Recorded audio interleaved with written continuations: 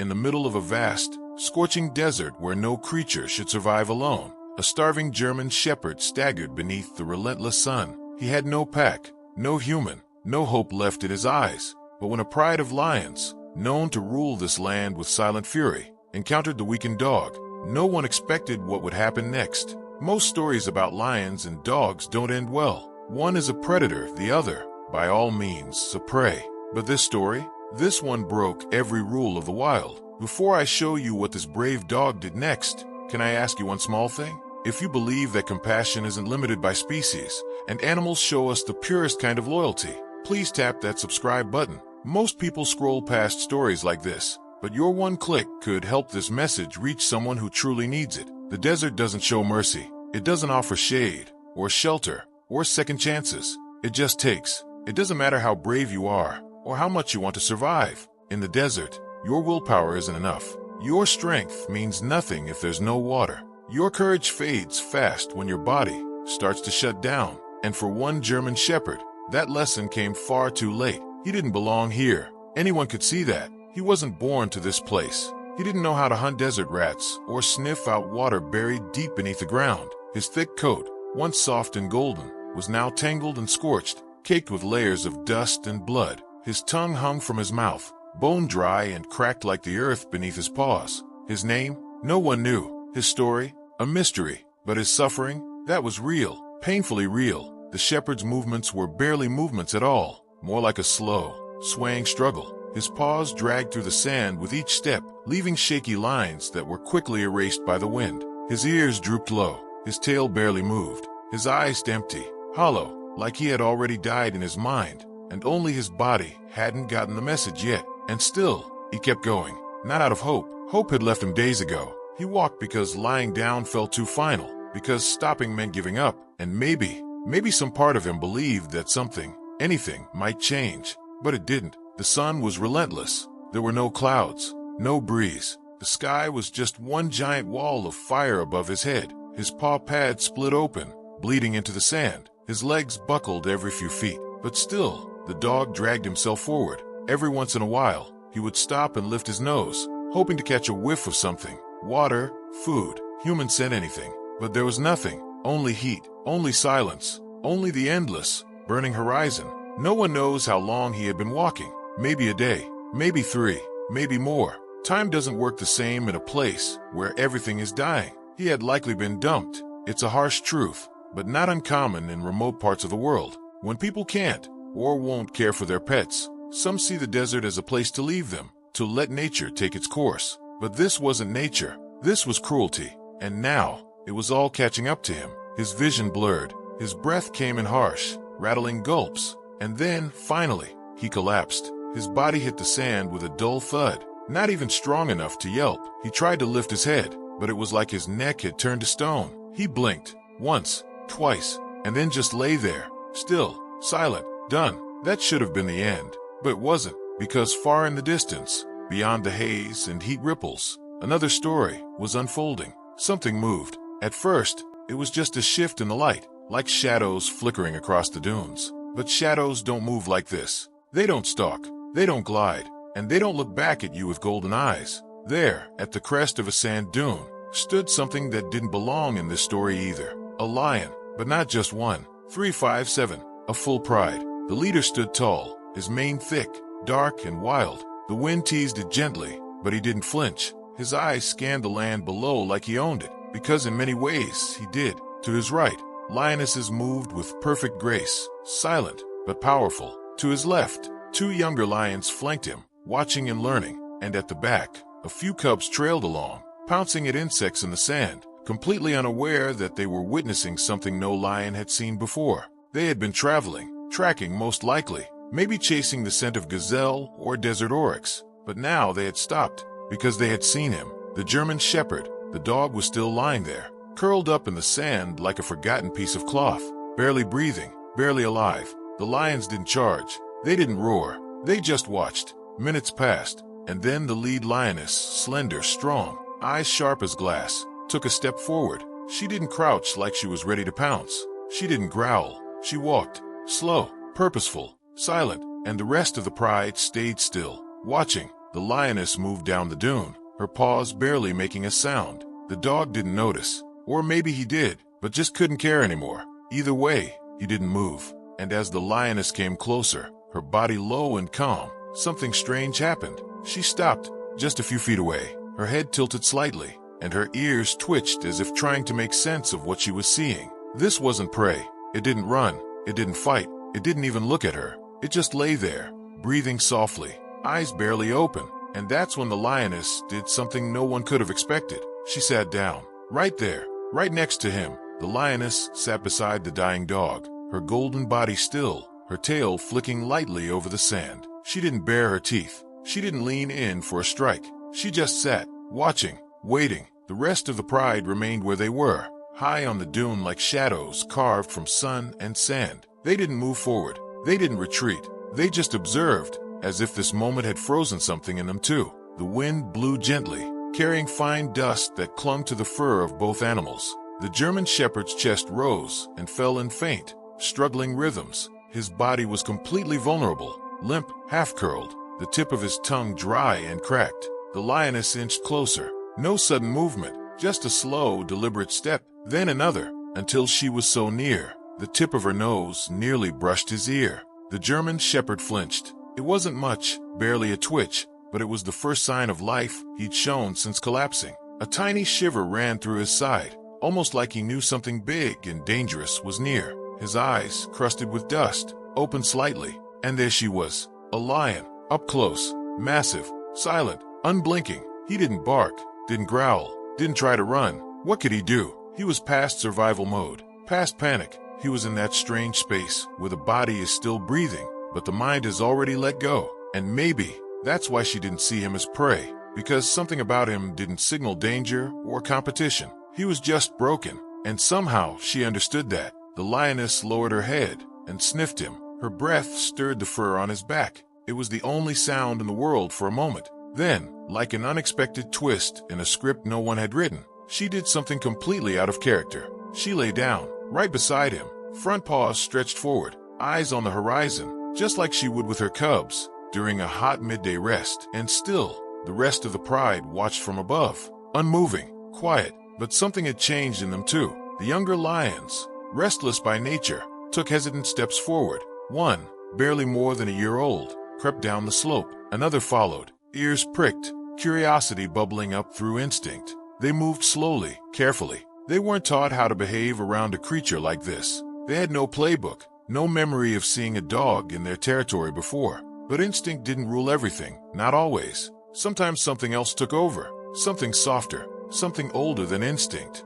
Back on the desert floor, the young lion approached the pair. His paws sank lightly into the hot sand. His body language was uncertain, part predator, part puzzled child. He stood next to the lioness and sniffed the German shepherd's back. Then, with the gentleness of a cub testing boundaries, he pressed his nose to the dog's fur. Still no aggression, no violence, just confusion, curiosity, and something more. One of the older lionesses began descending now too, slowly and confidently. Within minutes, the shepherd was surrounded, not by threats, but by silence, warmth, watchful eyes. The pride had circled around him, not like a hunting party, but like a family forming a wall around one of their own. And then the licking began. One lioness gently brushed her tongue across the shepherd's back, removing clumps of dry fur. Another nudged his paw. It was so gentle, it looked like she was trying to check if he was okay. At first, he didn't respond. Then, a low whimper escaped from his throat. It wasn't fear. It was almost surrender, not to death, but to care. The German shepherd, whose heart had been convinced no kindness would ever come again, started to believe he might not be alone anymore. That's when the cubs arrived. They bounded down the dune, full of energy, completely unaware of how unusual this situation was. To them, this was just another warm body, another creature to play with. They circled the dog, pawing at the sand, sniffing his ears, trying to engage him like they would one of their own. And still no one stopped them. No growls, no warnings, only the distant eyes of the alpha male, who watched it all unfold from the dune above, like a silent king letting fate play out. The sun began to sink. The desert cooled. The unbearable heat melted into a strange chill that settled over the sand like a heavy blanket. And as darkness crept in, the German shepherd didn't move. But he was no longer alone. The lions stayed. They didn't hunt, didn't leave. They simply formed a loose circle around him, as if, somehow, this fragile creature had become a part of them. A guest they didn't invite, but refused to abandon. The lead lioness rested beside him all night. Her body kept as warm, her breath calm, steady, reassuring. The others sprawled nearby, some grooming each other, others just dozing beneath the stars. The shepherd's breathing was slow, weak, but it was still there. In the heart of a desert that offered no pity, this dog had found the most unlikely protection, not from humans, not from his own kind, but from a pride of predators that were supposed to see him as food. No one saw it coming, but the wild doesn't always follow the rules we think it should. Sometimes it writes new ones. When the first rays of morning sunlight broke across the horizon, they lit the desert in hues of gold and fire. The wind was gentler than the day before, cooler now, and with it came the soft hum of insects and the distant flapping of scavenger wings, circling high above. But on the ground, something sacred had taken place. The pride of lions had stayed through the night. That alone was strange enough. But what made it even more surreal was that they hadn't eaten. Not even a hunt, a full pride, sitting still in the sand, keeping watch over a dog they didn't know, a dog they should have destroyed the second they found him. But they hadn't. And now, with dawn creeping in, the German shepherd stirred. It wasn't much, just a twitch in his paw, a shift in his breathing. But for animals who live and die by movement, it was everything. The lioness beside him lifted her head. Her ears flicked toward him. Her eyes narrowed. She leaned forward and gave a single, slow lick across the dog's head. The shepherd's eyes opened barely, and for a second, he didn't seem to understand what he was seeing. Not the sand, not the sky. Her, this massive, golden figure hovering over him, warm breath on his face, not snarling, not baring teeth, just watching him. Was she an angel? Was he dreaming? Had he already died? But then he heard something. Not a roar, not a growl, a sound so unexpected, so impossible. He almost didn't believe it was real. It was a purr, a deep, rumbling purr vibrating through the lioness's chest, low and calm. She was comforting him. No language, no leash, no command, just nature, raw and real, showing compassion. And slowly, very slowly, the German shepherd moved. He didn't stand. He couldn't, but he lifted his head just enough to lay it gently against her paw. The pride was still watching, and in that moment, every line between predator and prey disappeared. Elsewhere in the desert, life was continuing as usual. Lizards darted between stones. Scorpions buried themselves beneath the sand. The buzzards circling above began to descend, hoping for death. But the lions were still there, and they weren't leaving. Hours passed. The dog faded in and out of sleep. The sun rose higher, and then footsteps. Not from lions, not from prey. These were human. Far off, a figure appeared on the rim of the dunes. A man with a camera slung across his chest, and dust caked into every crease of his boots. He had been photographing wildlife for over a decade. Lions, hyenas, jackals, never pets, never anything domestic, and definitely never scenes like this. When he first spotted the pride, he thought nothing of it, just another morning. But when he raised his camera and zoomed in, his hand froze. What was that? A dog. His instincts told him to retreat. No sane person approached a pride of lions during the day, especially when they were gathered around something unfamiliar. But curiosity burned hotter than fear. He stepped closer, squinting into the sun, and as he moved into full view, he saw it clearly. A battered German shepherd, still alive, lying in the middle of the pride, not ripped apart, not bleeding, safe. He didn't take photos at first. He just stood there, stunned. A lioness turned to look at him. She didn't charge. She didn't growl. She just acknowledged him, and then turned back to the dog. That was his chance. He pulled out his satellite phone and contacted the nearest wildlife rescue center. He had only one sentence for them. I know you won't believe me, but there's a dog alive in the desert, surrounded by lions, and they're protecting him. The rescue team couldn't believe what they were hearing. Lions don't protect dogs, one woman said flatly over the radio, but the man on the other end just replied, come see for yourself.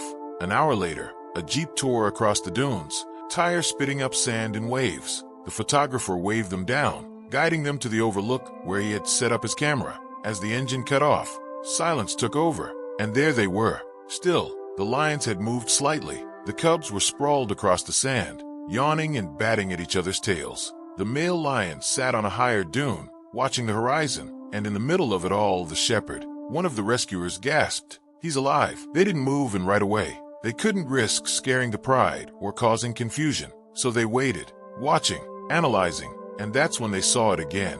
The lioness, the same one from before. She stood up, stretched slowly, and gave the dog one last look. Then, without a sound, she walked away. The pride followed. They didn't run. They didn't scatter. They just moved on, like they knew their job was done. The dog was no longer their responsibility. He had been passed on. As the lions disappeared into the dunes, the silence they left behind felt heavier than before. It wasn't just the absence of their power. It was the realization that something sacred had just ended. A miracle had happened in the wild, and now it was over. Now came the second miracle, saving the dog's life. The German shepherd still hadn't moved much. His body was barely responsive, and even with the lions gone, there was no energy in his limbs. His eyes, half closed and dull, flickered only when the rescue team approached. He had survived the heat. He had survived starvation. He had survived being surrounded by predators. But could he survive now? The rescuers knelt beside him. No one spoke at first. The team leader,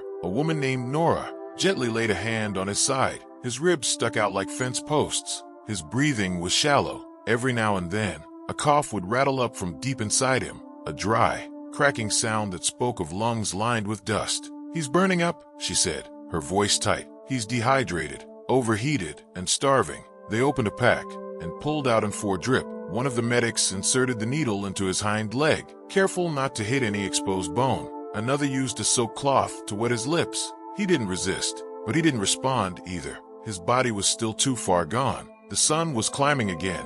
They had only a short window before the heat would turn deadly once more. "Let's get him out of here," Nora said quickly. "We don't have time to lose." They lifted him carefully onto a stretcher. His legs dangled limp. He didn't flinch, didn't whimper, just lay there. In the back of the rescue vehicle, they set up fans, poured cool water into a bowl, and rubbed alcohol onto his paw pads to reduce the fever. It wasn't just about comfort anymore. It was about survival. They weren't sure he'd make it, and worse, neither was he. They gave him a name in the truck. One of the rescuers, a younger guy named Caleb, looked down at the frail body beside him and said quietly, "He doesn't look like much now, but he didn't give up back there. Not really. I think we should call him Soldier." No one argued. The name stuck, Soldier, because that's what he was, a fighter, even if his body didn't look like it. The drive back to the wildlife rehab center was long, bumpy. Dust trailed behind the Jeep like smoke. Soldier's eyes remained half open. He blinked occasionally, but there was no spark in them, no light. His body was with them, but his mind, it still felt like it was in the desert, in the sand,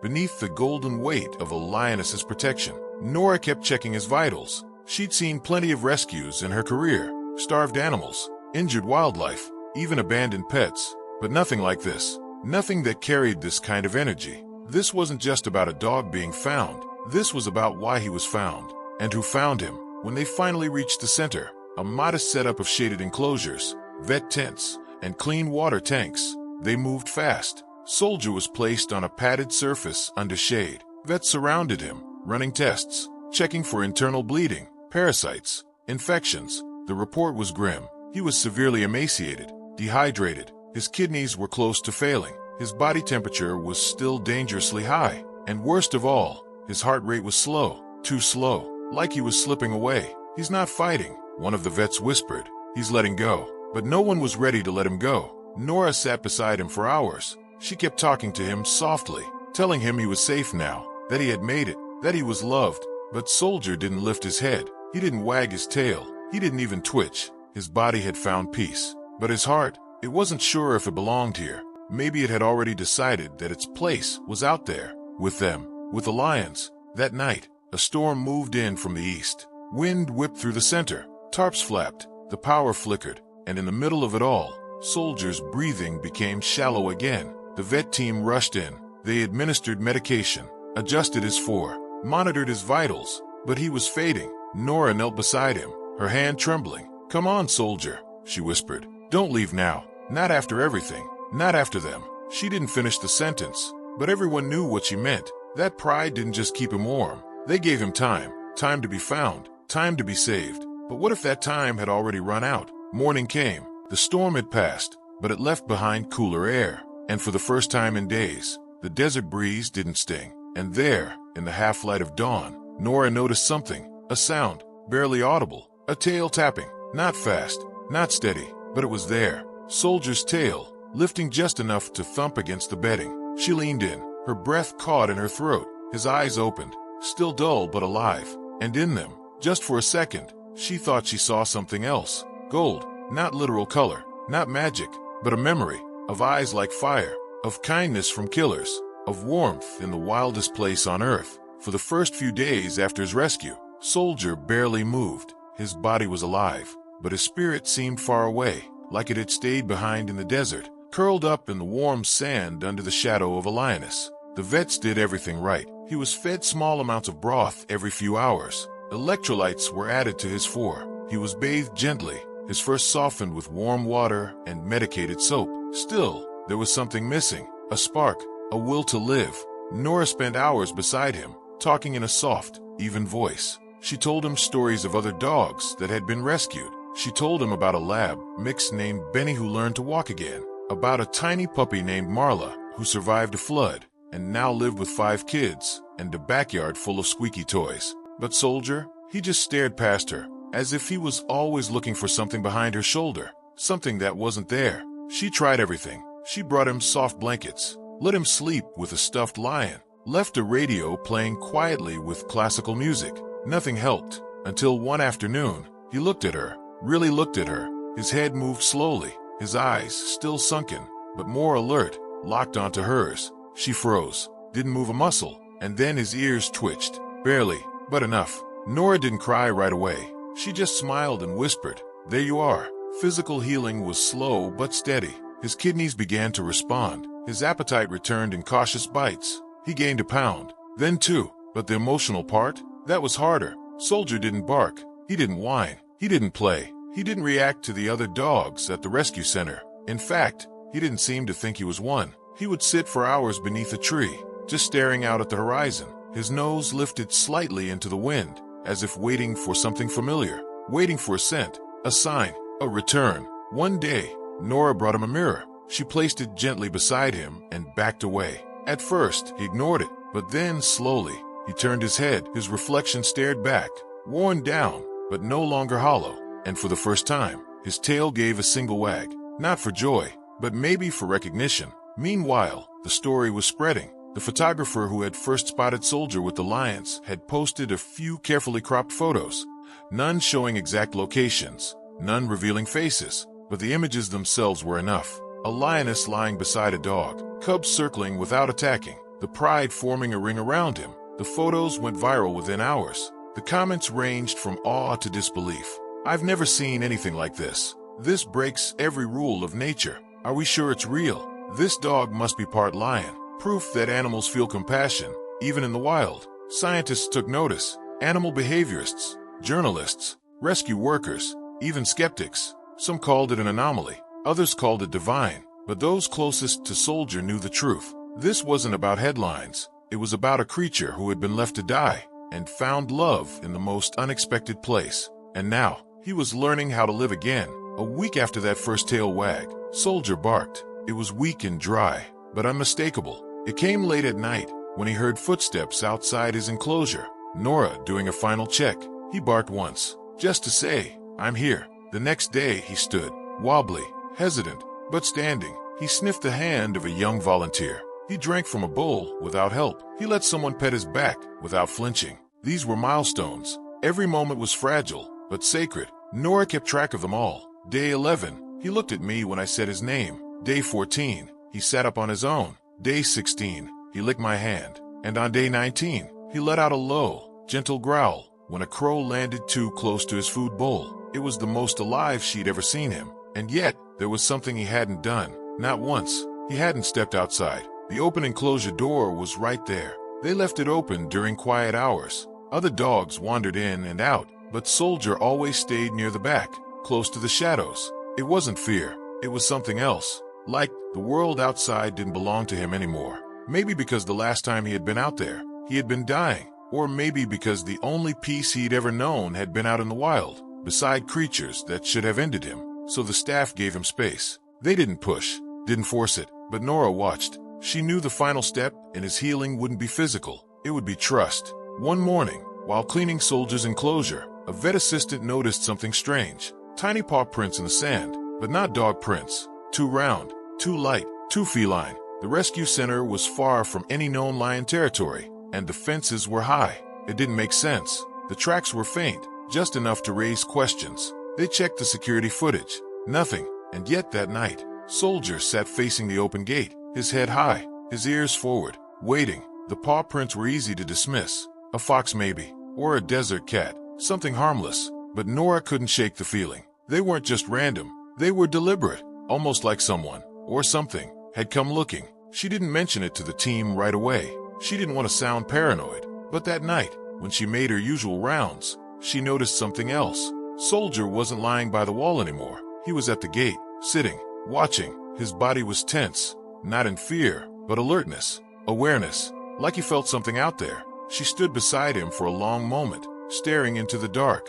There was nothing, no sound but the wind, no movement beyond the trees. But Soldier didn't move, not until the stars had risen high. Then finally, he laid down, right there by the gate, like he was guarding it, or waiting. That night, Soldier whimpered in his sleep for the first time. Nora rushed in, flashlight in hand, afraid something was wrong. But what she saw wasn't pain. His paws twitched slightly, mimicking running. His mouth opened in a soft pant. His tail moved just once. He was dreaming, not of fear, not of suffering, but of movement, of something free, something warm. And when she gently touched his fur, he calmed instantly. She whispered, "Where did you go in there, Soldier? Who were you running with?" Of course, he didn't answer. But somehow, she felt like he had been running with them. 2 nights later, the camera caught something. Just a flicker. 1 frame. 2 maybe. A shape. Large. Feline. Not close enough to set off alarms, but clear enough to be seen by anyone paying attention. Nora replayed the footage 5 times.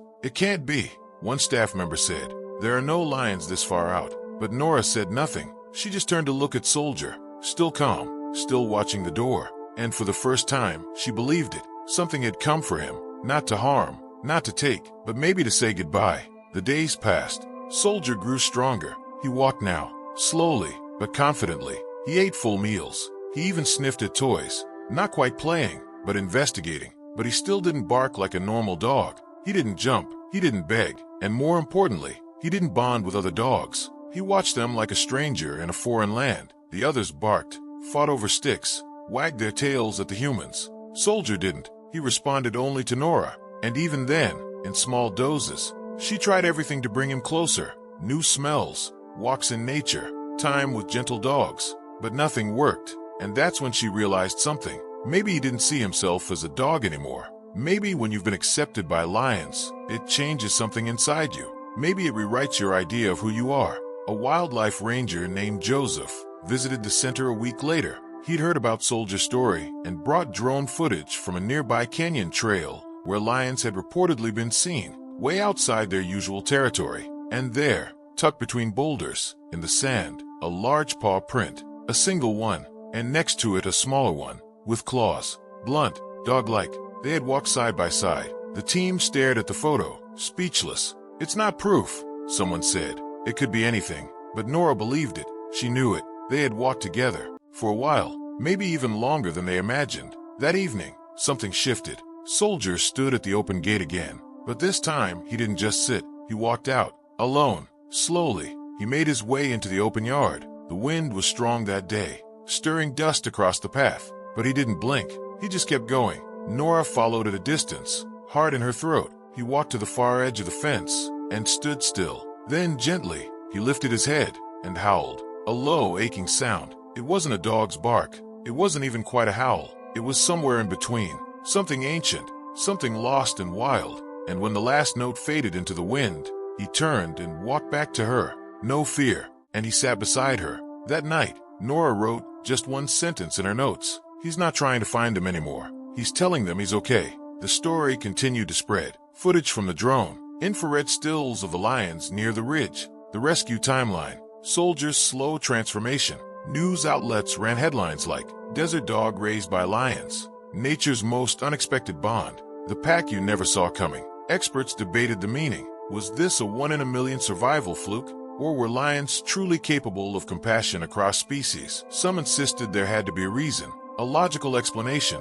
Maybe the dog had smelled like something they knew. Maybe he was too weak to trigger a hunting instinct. But for people like Nora, it didn't need explaining. Some things in the wild just happen, not because they make sense, but because something bigger than instinct steps in. Weeks later, Soldier was stronger. He now walked freely across the center, slept indoors when it rained, and had a favorite spot under the mesquite tree by the fence. But one afternoon, he did something no one expected. He approached the other dogs, not with confidence, not with playfulness, with humility, with curiosity. He sniffed one, allowed a second to nuzzle him. When a third tried to tug on his ear, he didn't pull away. He stood there, patient, like he was learning their language for the first time, like a visitor in a foreign land who'd finally decided to stay. Some bonds don't need words. They just wait until the moment is right. It started with a radio crackle. A park ranger 20 miles south of the rescue center reported something unusual on the edge of a dried-up riverbed. A pride of lions,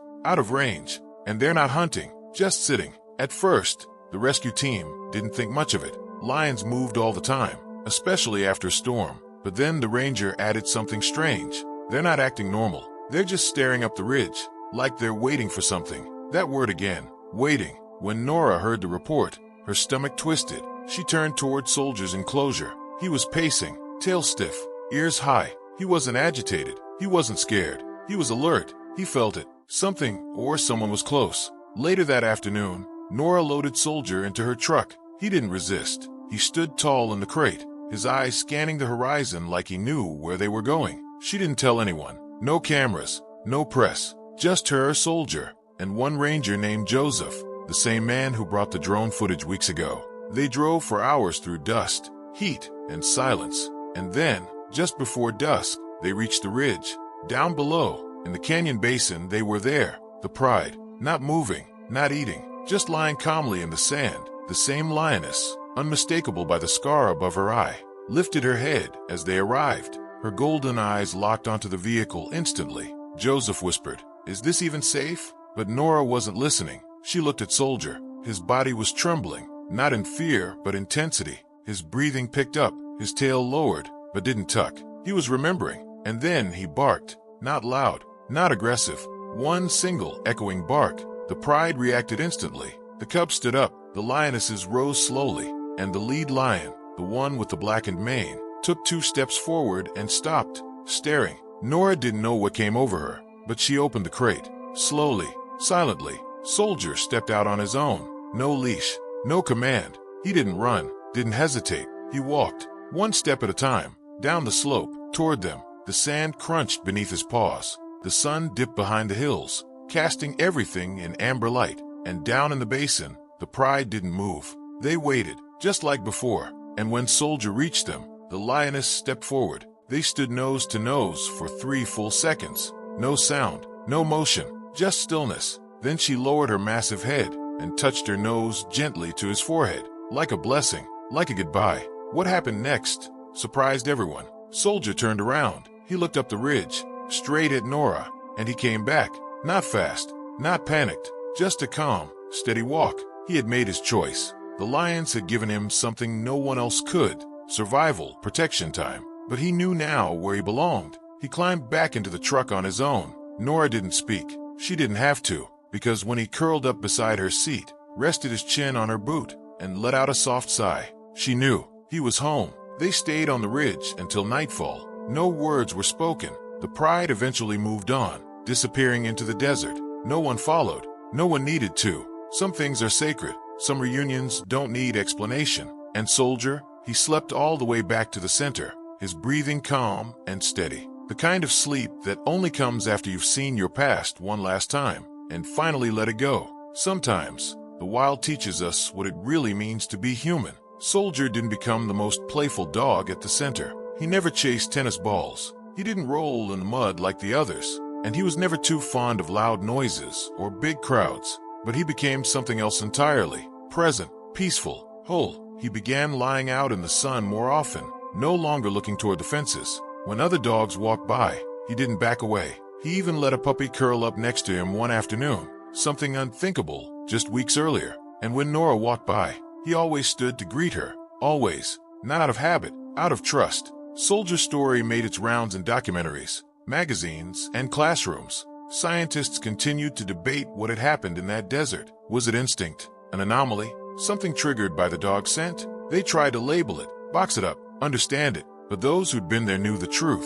You can't always explain compassion. Sometimes it just shows up when it's needed most. In the middle of nowhere, in the form of a lioness, in the stillness of the wild, on the wall of the rescue center, beside Soldier's photo, Nora later wrote a single sentence.